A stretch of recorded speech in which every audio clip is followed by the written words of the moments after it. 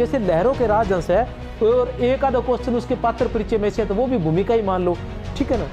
तो एक तो आप पात्र परिचय देख लें, एक अंक देख लें, एक अंकों को दृश्यों में विभाजित किया गया है या नहीं किया गया ये देख लें, ठीक है ना। और दूसरा आपने क्या देखना है कि प्रत्येक अंक, जैसे लहरों के राजहंस 3 अंकों में विभाजित है। लहरों के राजहंस कितने अंकों में विभाजित है? 3 अंकों में विभाजित है। प्रत्येक अंक जो है वो दृश्यों में विभाजित नहीं है।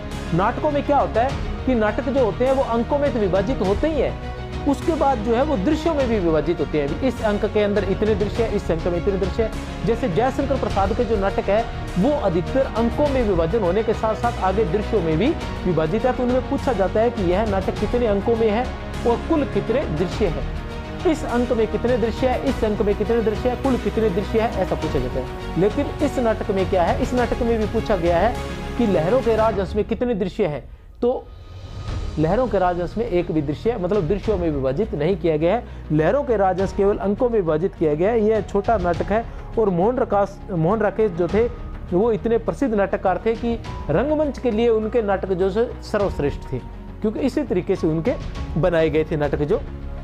तो मैं यही कहना चाह रहा था कि अगर आपने तैयारी करनी है और कम समय बचा है आपके पास, तो आप एक तो उसकी भूमिका पढ़ लीजिए, पात्र परिचय पढ़ लीजिए, ठीक है। भूमिका और पात्र परिचय पढ़ लीजिए और फिर थोड़ा सा समय और बचता है तो प्रत्येक अंक की प्रारंभिक 2-4 या 1-2 पेज और प्रत्येक अंक का अंतिम 1-2 पेज, ठीक है ना, ये पढ़ लीजिए। तो टोटल ये 3 अंक के 6 पेज ही बनेंगे और एक स्पीड में आप पढ़ जाओगे।